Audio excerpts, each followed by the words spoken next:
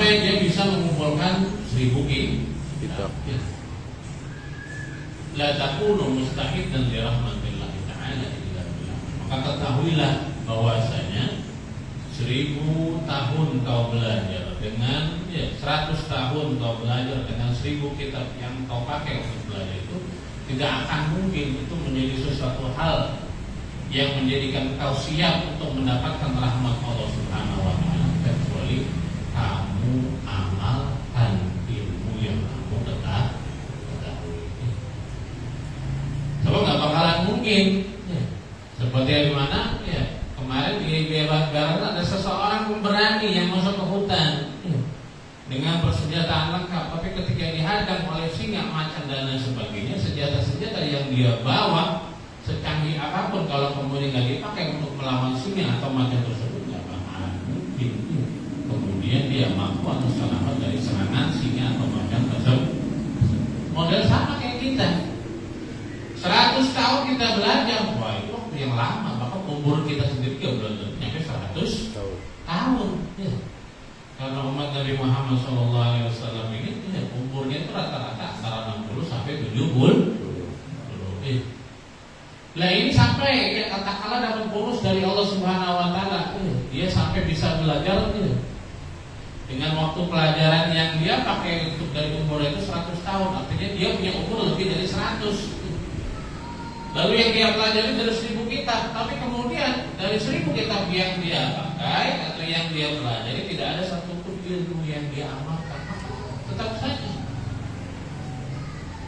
sebelum dia memakai 100 tahun umurnya dan sebelum dia belajar 1000 kitab itu sama saja. Sudah lewat 100 tahun dia sudah belajar 1000 kitab, dia sama. Dia kalau seorang keren. Nggak ada perubahan sama sekali. Karena apa? Karena ilmunya nggak ada yang diamalkan. Karena ilmunya nggak ada yang diamal.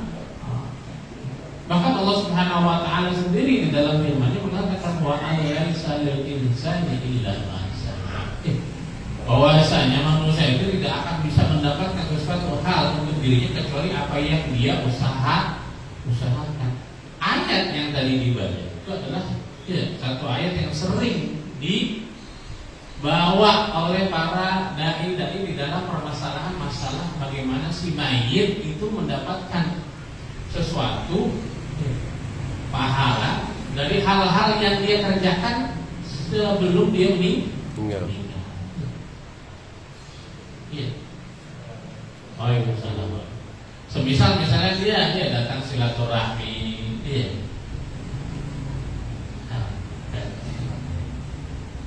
dia datang ke majlis taklim, dia bersedekah, kejadian ke masjid, musola, atau madrasah, majlis taklim dan lain sebagainya.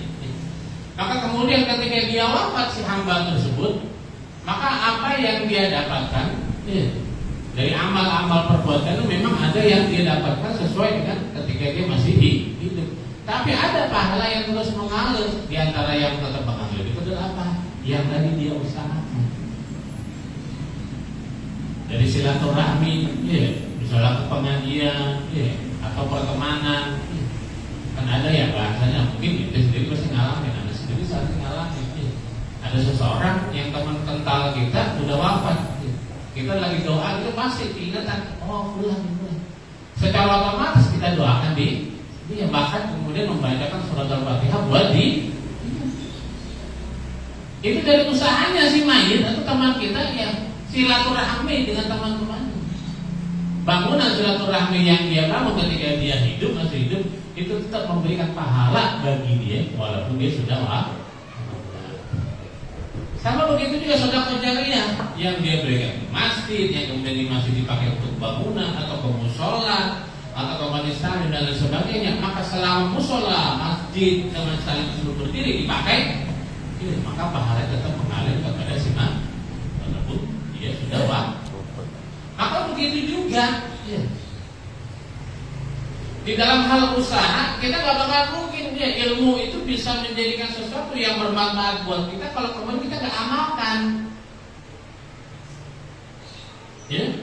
Kita tahu tentang sesuatu yang haram misalnya. Tahu nggak yang haram tapi kadang-kadang bahasanya kita ya apa namanya?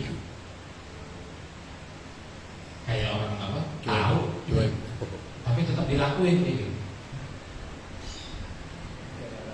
Iya, kayak modal apa saat? Ya udah kayak ngeliat barber lah. Gitu.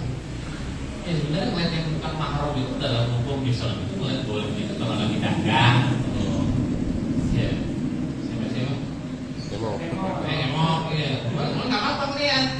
Kan nggak mungkin yang ngelayanin orang yang datang kemudian baju perempuan dia merem. Habis barangnya diambil. Iya, kalau nggak udah hilang semuanya. Mudah-mudahan setelah apa darurat.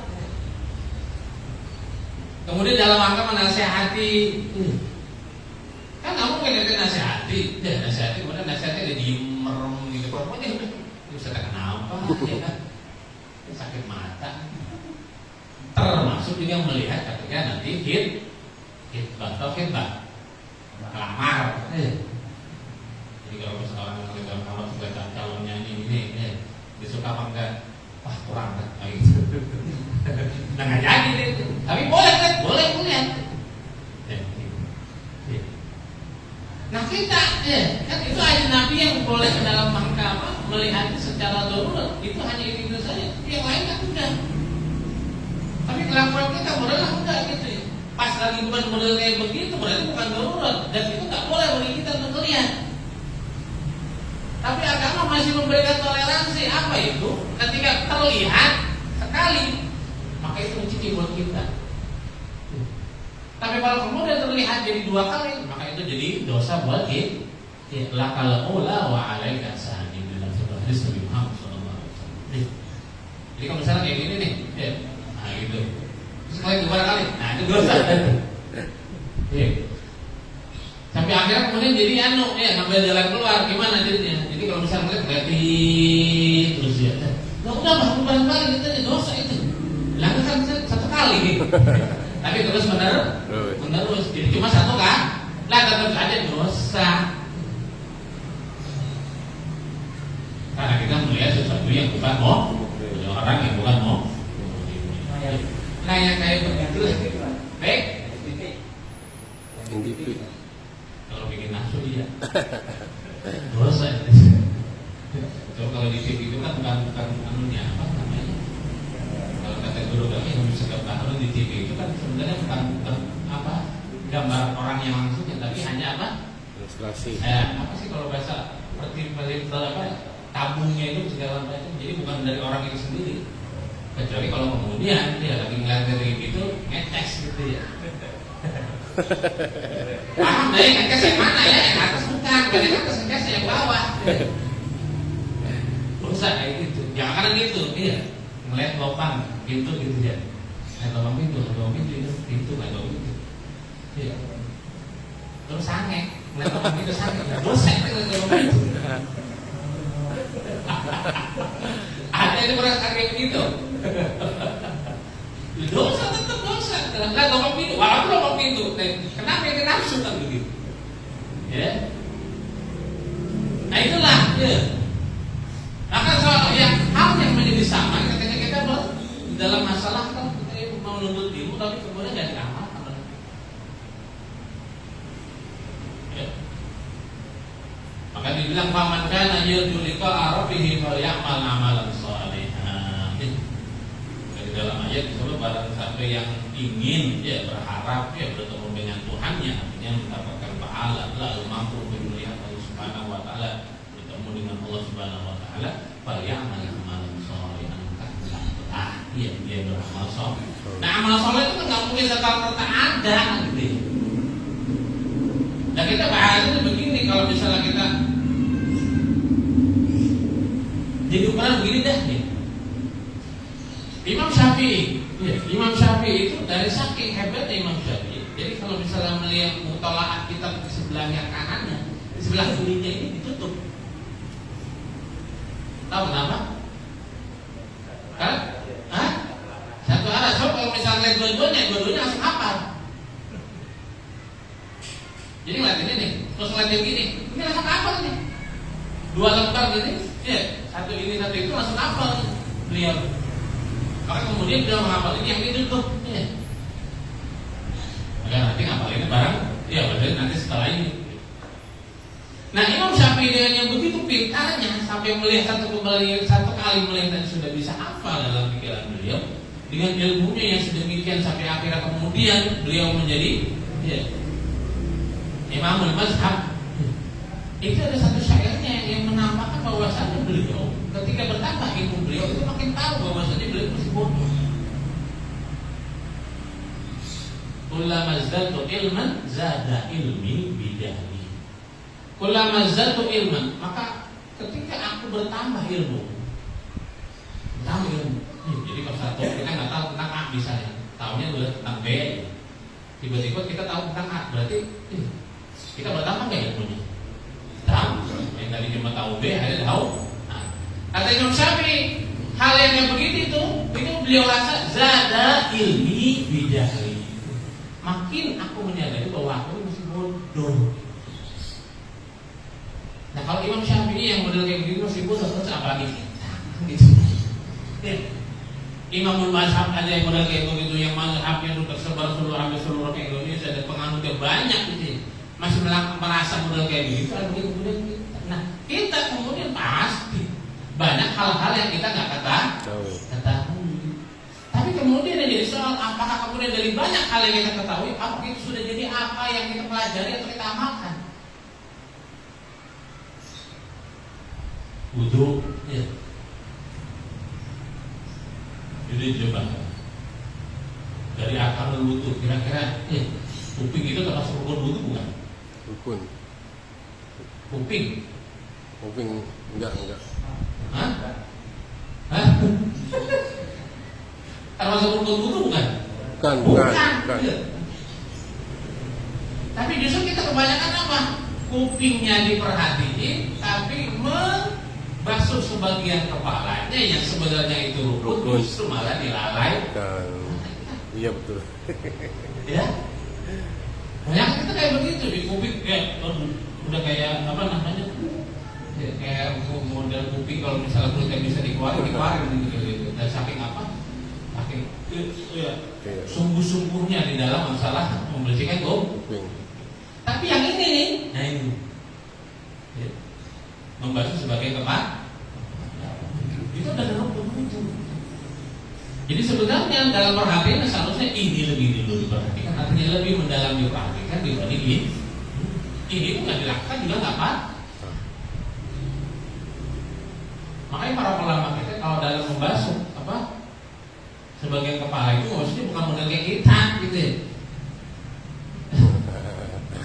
Nah kayak begitu mereka hanya ngambil dua tangan gitu ya. Ambil tangan airnya dibasahin dia tangan dia gitu.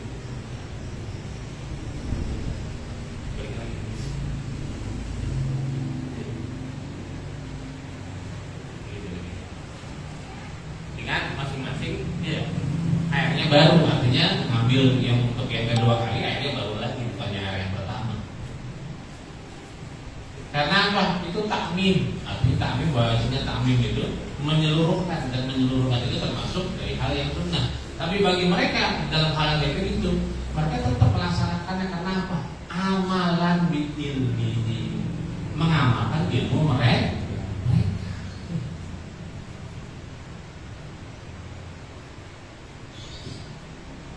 Ya termasuk juga. Kalau sudah benar, termasuk ikat dan termasuk itu. Tiga dari satu, dua, tiga, termasuk dari amalan dengan ilmunya. Tapi ingat tuh ya, bukan model kayak kita. Kalau kita kan satu, kawin dua, tiga itu urusan pasti kayak hawa nafsu. Iya, makanya ada, ya. Model kayak kita kawin, terus kawin dengan janda, ada janda umur 60 tahun itu mau kawin. Kagak. Nggak bakalan. Ummu Salamah, saya kenal Ummu Salamah itu muslim Nabi Muhammad SAW. Ya, ketika dinikah oleh Nabi Muhammad SAW itu umur 60 tahun. Iya, umur 60 tahun. Udah gitu anaknya banyak lagi. Kita aja umurnya berapa? 20, anaknya 3. Oh enggak. Lah, para ulama dalam mengamalkan ilmu mereka yang tak ada zawat itu ada kayak gitu, mengamalkan ilmu mereka. Tapi maaf, pengamalan itu apa yang mereka lakukan itu adalah hanya sebagai pengamalan ilmu untuk mencari hakikatnya gitu. Ya intinya tanpa ada landasan dari hawa nafsu. Maka seperti mu'alif menyusun dari Ratibul Haddad itu Sayyidul Imam Abdullah bin Ali bin Muhammad usia banyak, usia banyak. Tapi beliau larang anaknya untuk kawin lebih dari satu. Kenapa? Karena kamu keadaannya beda dengan keadaan saya. Kamu keadaannya beda dengan keadaan saya. Karena apapun yang saya lakukan itu pasti diperintah. Kalau kita kan diperintah hawa nafsu dulu ya. Jazaa bima kanu yaksibun. Ya, sebagai balasan dari apa yang mereka lakukan. Artinya apa yang kita lakukan itu semua ada balasannya. Maka jangan sampai kemudian apa yang kita lakukan balasannya adalah yang merugikan kita. Nah, kalau ingin balasannya nanti kita terima di akhirat dalam sesuatu yang bukan merugikan kita, maka apa yang kita lakukan harus ada sesuatu yang kita ketahui tentang permasalahan ibadah atau sesuatu yang bukan ibadah tapi bisa kita kontraplikasi jadi ibadah. Dan hal kayak begitu kan nggak mungkin kalau tanpa ilmu.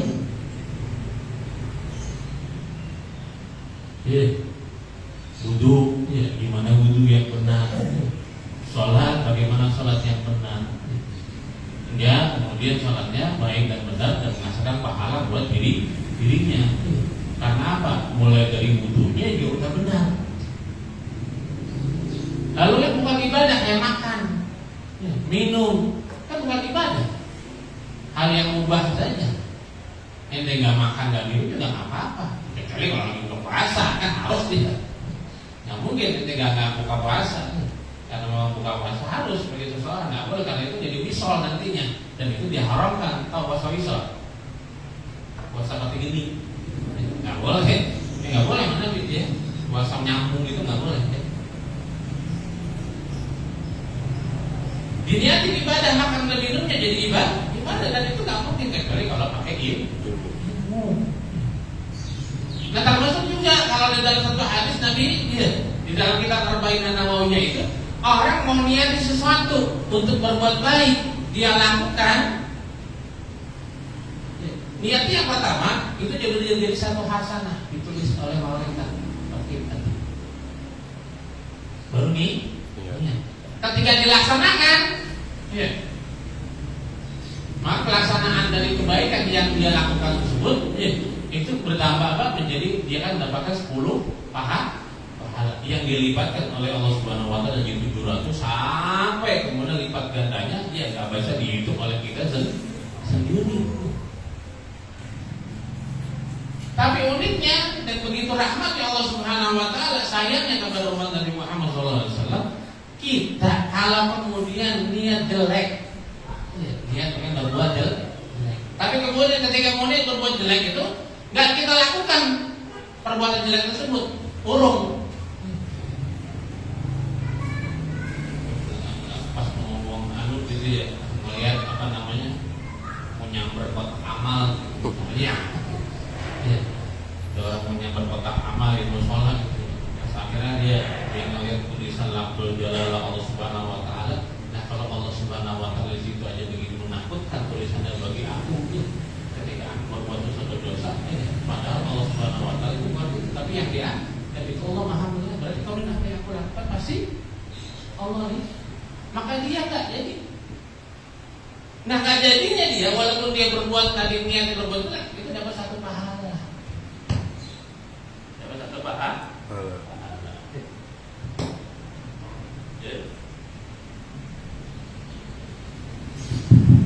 Dapat satu pahala. Innal ladzina amanu wa 'amilus solihati kanat lahum jannatul firdausi nuzulan khalidina fiha la yabghuna 'anha hiwala. Sesungguhnya orang-orang yang beriman yang dan beramal saleh. Beriman dan beramal saleh.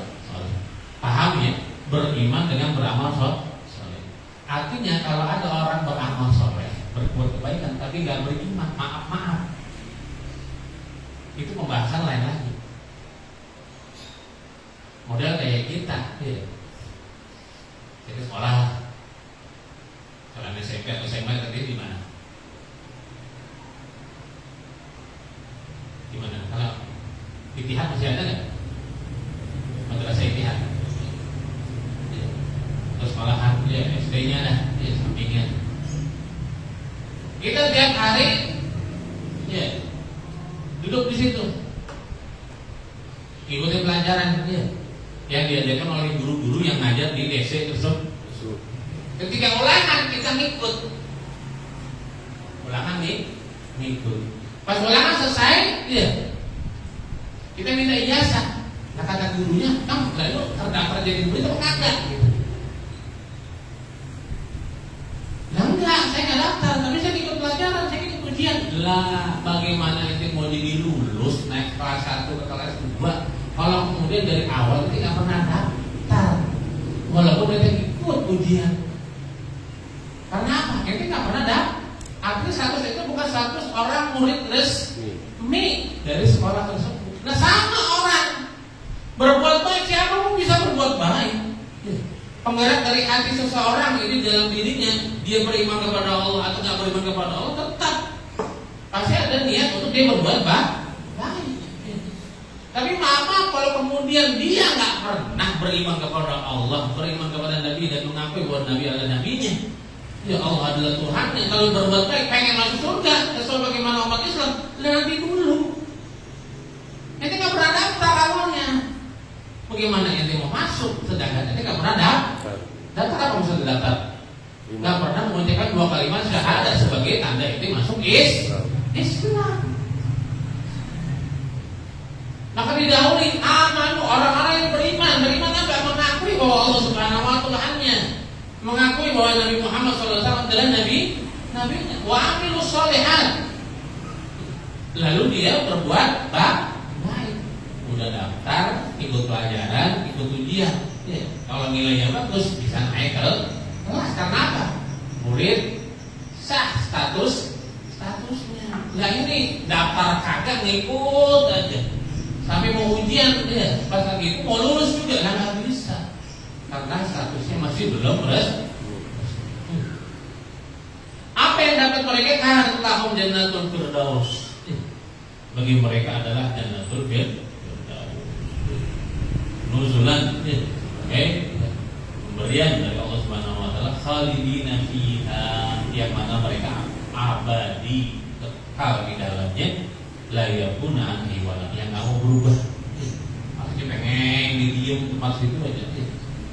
Di jannatul firdaus. Itu tadi tentang ayat-ayat, yang bagaimana orang beramal saleh. Ada lagi ayat yang justru malah orang yang beramal atau berbuat yang keji, berbuat dosa. Faqala min ba'di khalqun adaa'u shalah wa ta'awwa shahawat fa sawfa yaquna ghayya illa man taba wa amana wa amila shalihan fa ulaika yadkhuluna jannata wa la yuzlamuna syai'a. Faqala maka datang min ba'di setelah orang-orang yang beriman, lalu orang beriman justru wafat datang dari generasi berikutnya adalah orang-orang yang apa? Khalfun adaa'u shalah, kelompok orang yang meninggalkan atau melalaikan sholat. Maka pantas ya Nabi Muhammad SAW dalam satu sabda mengatakan, khairul qarni khairul quruni sebaik-baiknya zaman itu adalah zaman di mana Nabi Muhammad SAW dengan para sahabatnya. Sumal ladzina yalunahum, kemudian yang berikutnya adalah zaman sahabat. Sumal ladzina yalunahum, kemudian yang berikutnya zaman tapi berarti makin kesini makin jelek. Maka di dalam satu kitab itu para ulama tabi'in seperti dan tabi'in itu ada satu di antara mereka keheranan. Ada seorang muslim nggak sholat.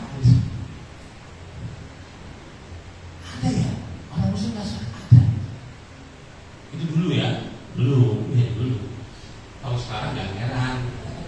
Heran. Istilah Islam KTP sebenarnya bukan istilah doang, tapi benar-benar ada. Ya. Yang Islamnya cuma ada di KTP-nya aja. Sholat kagak, puasa kagak. Ya. Lebaran juga ikut lebaran. Ya. Sholat ikut di sholat idnya dong ikut. Sholat kagak ngumpulnya doang. Baju lebaran lagi. Baju baru beli ya. Pasal banyak kau namanya, kota bau syahwat ya, mengikuti hawa nafsunya, berbuat dosa.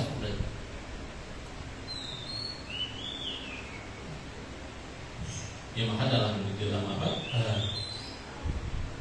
Satu kitab kitabnya begitu pentingnya bagi orang tua, yang orang tua itu untuk belajar agama. Ini kan masalah tasawuf ya. Ini pelajaran masalah pelajaran agama, itu pelajaran tentang masalah pelajaran ibadah mereka. Itu wajib bagi orang tua untuk mengetahui tentang masalah ibadah mereka. Karena nanti anaknya kalau nanya gimana? Saya banyak guru, jamin. Udah kasih aja jamin. Orang tua mah bebas saja, yang penting anak mah kita ongkosin datang ke pengajian. Apuan. Haji Amin ngajar rumah. Kalau ikhlas pasti ikhlas sebagai sejam 2 jam ketemu dengan Haji Amin ngajar. Tapi sejam 2 jam 24 jam berarti 20 jam kurang 2 jam ketemu dengan Haji Amin, 22 jam ketemu siapa itu? Ketemu bapak emaknya. Kalau kemudian diajari sama Haji Amin di sini tentang sholat, bapak emaknya nggak sholat. Lah bagaimana kemudian yang 2 jam bisa berpengaruh kepada si anak yang anaknya ngeliat bapak emaknya nggak pernah sholat? Kalau kemudian diajarin di sini oleh Haji tentang masalah puasa, puasa Ramadan, bahwa ini wajib begitu, puasa pagi kalau itu sudah balik dan sebagainya. Kemudian diajarin oleh Haji begini syaratnya, begini dosa dan sebagainya. Itu 2 jam di sini mengajar. Lah 22 jamnya di mana? Ketemu orang tuanya yang orang tuanya nggak pernah. Bahkan dengan terang-terangan gitu. Lah, Mbak, kok makan? Sahur, jam 12. Sahur jam 12 sahur ini sahur model kayak gimana? Itu kesiangan banget. Artinya sesuai dengan apa yang dikatakan oleh Habib Sayyid Muhammad bin Abi Al-Maliki Al-Hasani, cukup sebagai pengajaran engkau kepada anakmu tentang masalah agama ketika engkau beribadah, sholat dan lain sebagainya itu di hadapan anak. Kita sholat di hadapan anak, sholat, kemudian sholat tahajud atau sholat wajib, entah itu dengan anak kita ajarin ini barang-barang abad.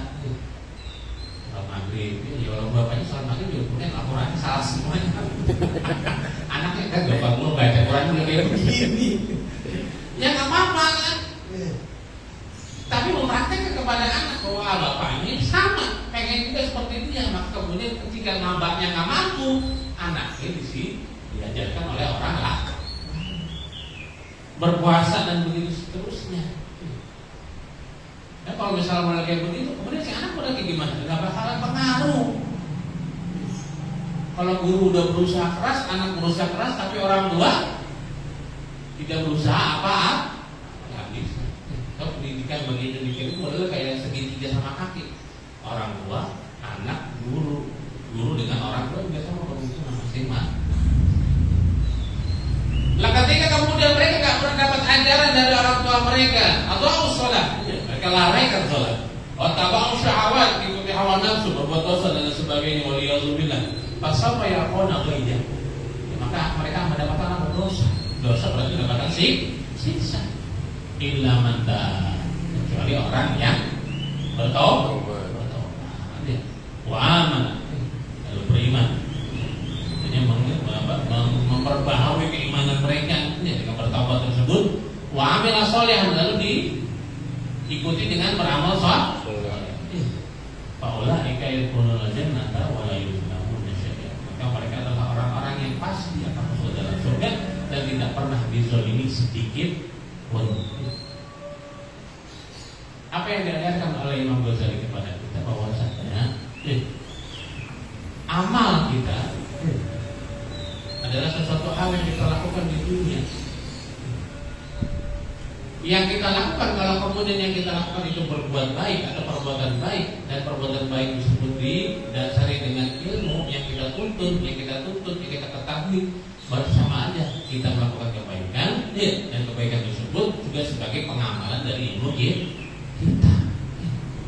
Maka dari pengamalan tersebut, ibadah atau apapun yang kita lakukan itu pahalanya nggak sama dengan artinya orang hanya sekedar ibadah saja. Beda. Makanya ada satu cerita orang tidur dengan orang sholat, kemudian ada setan.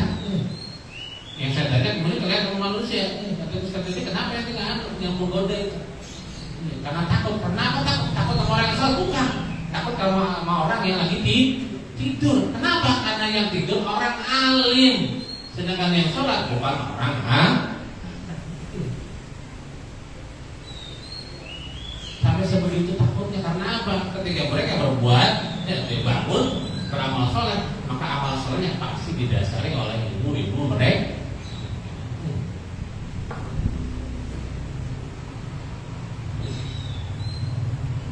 Imam Ghazali kemudian melanjutkan, wa ma taqulu bi hadzal hadis. Wahai murid, apa komentarmu, pendapatmu tentang hadis ini? Buniyal Islamu ala bahwasanya agama Islam itu dibangun atas 5 perkara. Yang pertama syahadati alla ilaha illallah wa anna muhammadar rasulullah. Yang pertama, pilar yang pertama, fondasi yang pertama adalah mengakui, menyaksikan bahwa tidak ada Tuhan selain Allah, bahwa Nabi Muhammad SAW adalah utusan Allah.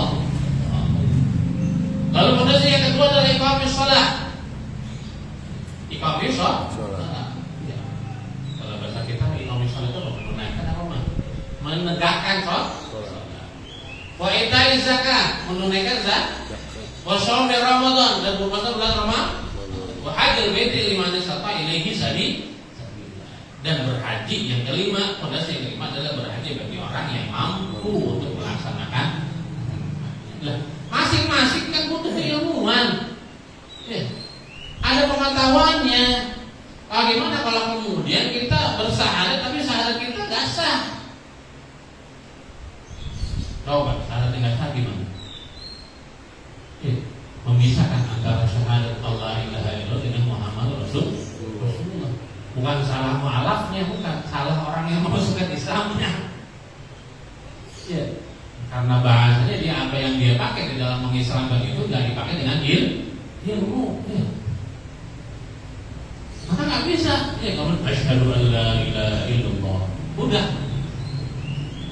Wa anna Muhammadar Rasulullah enggak, wa asyhadu anna Muhammadar Rasulullah enggak sah. Harus mengucapkan dua-duanya. Mau kemudian didikte ataupun kemudian diartikan dalam bahasa Indonesia pun tidak apa-apa. Yang penting dia mengucapkan atau mengirahkan bahwa dia mengakui bahwa Allah sebagai Tuhannya, Nabi Muhammad sebagai nabinya dan utusan Allah.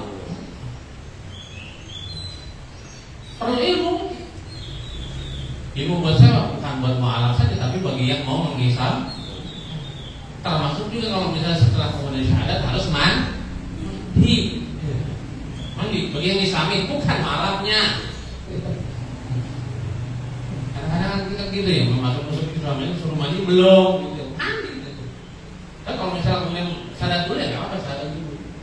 Mandi nanti belakangan setelah syahadat. Iqamis shalah, menunaikan atau menegakkan sholat itu perlu ilmu. Ilmu dan ilmu tersebut dipelajari bukan hanya di kitab, tapi juga melalui guru. Ilmu dari kitabnya, gurunya ada, tapi kemudian kita nggak amalkan, parah ini. Misalnya apa misalnya?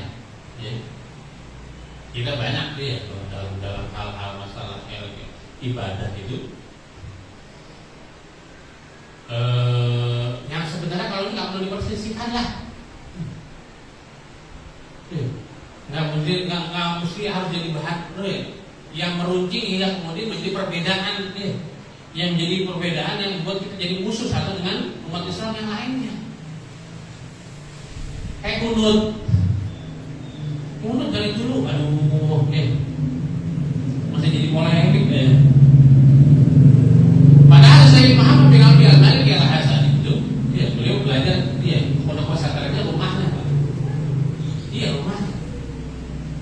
Jadi di Rusaifa itu bukan model kayak gedung pesantren, itu rumah gitu. Ada halamannya, ya, kemudian ada kelasnya, ada segala. Nanti saya Muhammad Al-Nukim lagi di belakang zona ada rumahnya. Satu produk. Lah kan kalau muridnya kan nggak hanya dari orang-orang situ, ya dari orang Indonesia ada yang mazhabnya mazhab Syafi'i. Maka ketika kemudian dia salat subuh, ya Imam Sayyid Muhammad bin Ali Al-Maliki itu nggak protes. Kalau kemudian lagi salat subuh orang imamnya nggak ikut aja udah selesai. Assalamualaikum. Apa? Dan jika kemudian Sayyid Muhammad bin Ali Al-Maliki protes, kenapa ini aku buat? Ya kalau itu kunut silakan kunut. Ya. Karena apa? Saya beda Syafi'i ada dasarnya. Ini nggak kunut, bahwa dia nggak kunut karena apa? Masanya lagi udah nggak apa-apa ya. Pengamalan itu ya masuk ini memaklumi bahwasanya ada perbedaan di dalam permasalahan ya, ibadah. Karena kita kan dapat sumbernya beda-beda. Sahabat Nabi berapa sih? Nah, 1-2 sahabat Nabi 124.000 ini kan yang orang alim itu loh banyak. Yang dari namanya Abdullah aja banyak. Abdullah bin Umar bin Khattab ada, Abdullah bin Mas'ud ada, Abdullah bin Amr ada, Abdullah bin Ubay putra dari Raisul Munafikin ada. Orang alimnya gitu. Abdullah bin Abbas itu baru Bang Abdullah itu, belum lagi yang lain. Maka kemudian apa yang terjadi bisa jadi berbeda karena apa? Mereka melihatnya berbeda masing-masing, jadi mengalami apa yang ditunjuk oleh Nabi Muhammad SAW kepada mereka berbeda masing dengan yang lainnya. Yang terpenting apa urusannya? Sumbernya satu, yaitu Nabi Muhammad. Ya silakan nanti lakukan selama ini masih ada tapi dengan catatan nggak usah ganggu, ya mencemooh amalan orang lain. Wa ita'iz zakat, membayar zakat. Ini kan harus ada ilmunya juga. Kayak zakat fitrah, ya. Zakat fitrah kan kita kalau mazhab Syafi'i nggak ada duit, ada itu. Beras, iya makanan pokok dari negeri mana masing-masing. Iya, kalau kita keju misalnya makanan pokok kita keju gitu. Iya, keju bisa dikeluarin. Iya. Tapi kalau makanan pokok kita beras, maka beras. Iya. Dengan aturan atau ukuran yang sudah ditentukan sesuai dengan apa yang ada dalam syariat dalam mazhab Syafi'i. Tapi kenapa kok pakai duit? Padahal duit bukan mazhab Syafi'i ya.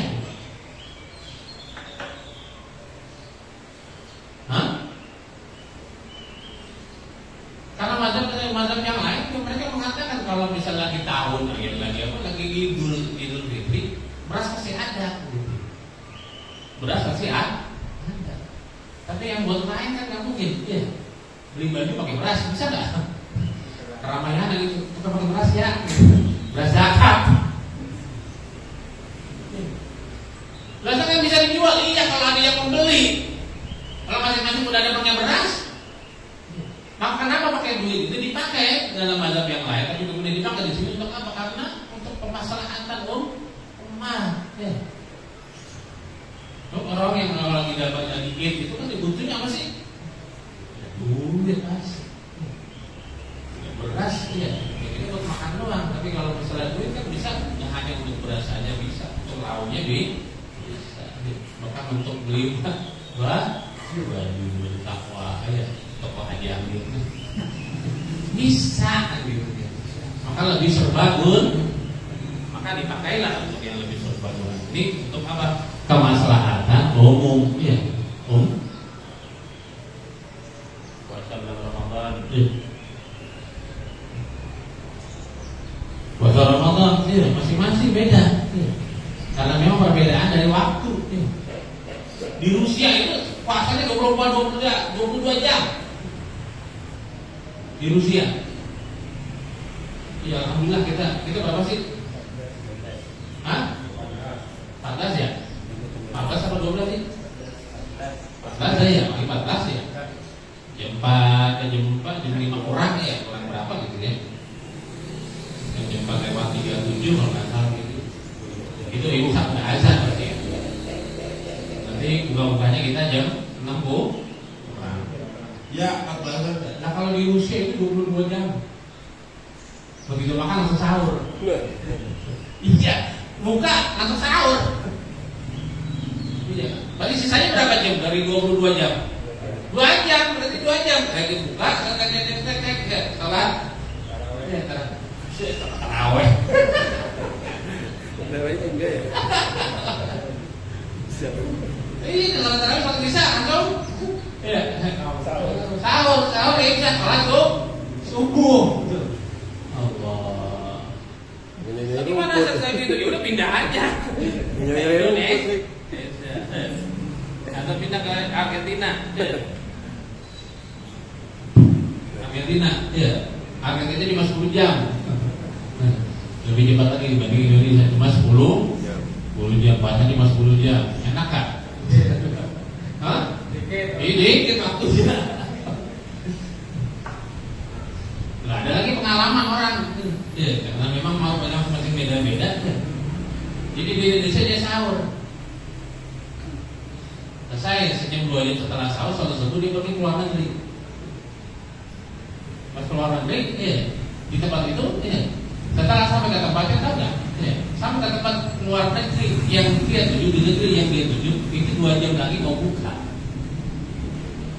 Jadi pada saat itu, dia puasa, dengan waktu yang bisa dicampur dengan negeri yang dia datangi, dia puasa cuma 5 jam. Enak kan? Puasa cuma 5 jam. Jadi keluar negeri dulu kan gitu. Tapi masing-masing. Loh kan kalau begitu nggak usah dong ikut yang luar Indonesia, nggak bisa. Dia udah di negeri tersebut, berarti ikutin waktu negeri tersebut.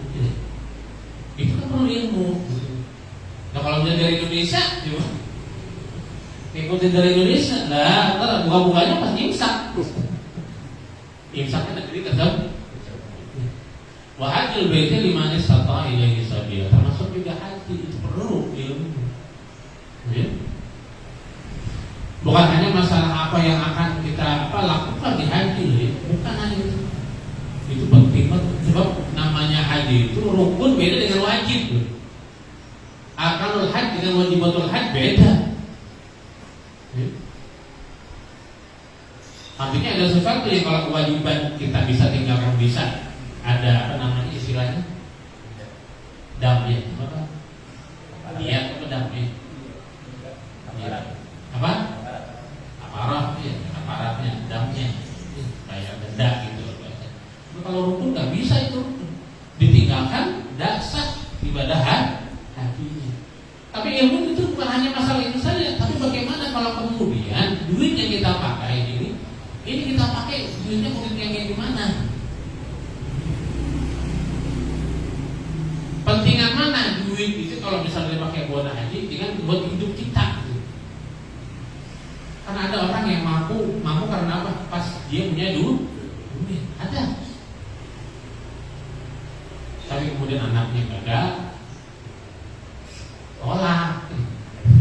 Jadi bininya ditinggal gak ada, nafkah habis. Sebab kalau bahasanya dia pergi itu bini anaknya segala macam harus ada nafkah yang ditinggalkan untuk anak istrinya ketika nanti dia pergi haji sampai dia kembali itu harus ada. Kalau kemudian nggak ada, nggak wajib bagi dia. Kalau udah bahasanya ongkosnya haji udah selesai, tetap. Karena kewajiban itu tadi kan tinggalnya manis tatoa ilaihi bagi orang yang mampu itu mampu di dalam dia akan nafkah buat keluarganya ketika dia pergi haji dan nafkah buat dirinya ketika dia sedang melakukan ibadah haji. Dan itu juga perlu ilmu. Perlu ilmu. Kalau misalnya kemudian nggak dituntut, akhirnya kayak sekarang.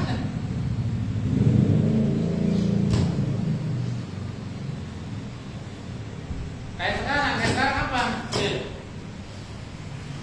Sekarang kalau misalnya orang umroh itu kayak haji.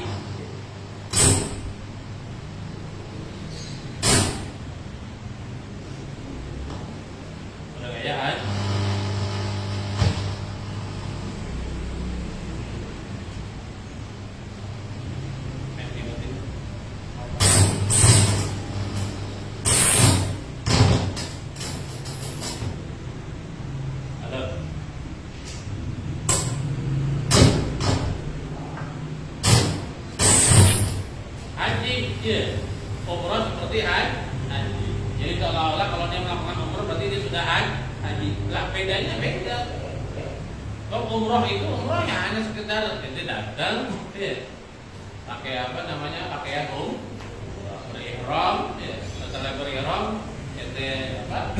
Tawaf, setelah tawaf itu selesai, kemudian tahal, selesai itu namanya Kalau haji nggak ada itu, ya nggak cuma itu haji, ada namanya lempar jumroh, termasuk sesuatu hal yang menjadikan itu sesuatu yang sangat vital. Apa itu? Wukuf di Arafah. Orang udah pergi haji, tapi kemudian nggak wukuf di Arafah, apa nggak sah hajinya? Nggak ada. Yang lain-lain masih bisa digantikan, tapi kalau udah wukuf nggak bisa. Bahkan kalau kemudian dia sakit pun, maka dia tetap harus dibawa ke tanah atau ke daerah Arafah untuk wukuf bisa.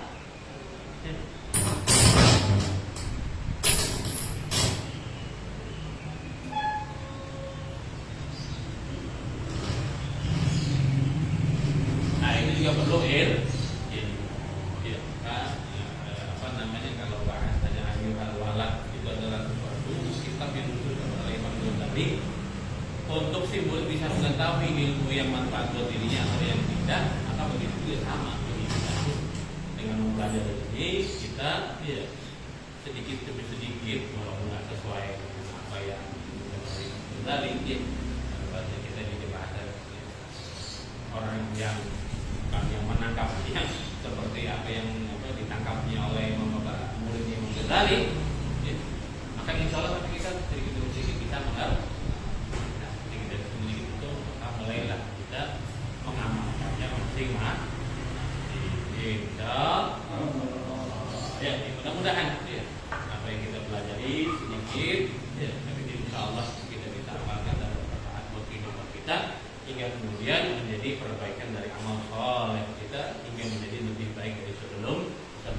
Amin, amin ya rabbal alamin. Ala hadin ya kulikul niyatin soleh bila hadratin Nabi Muhammad sallallahu alaihi wasallam. Al-Fatihah.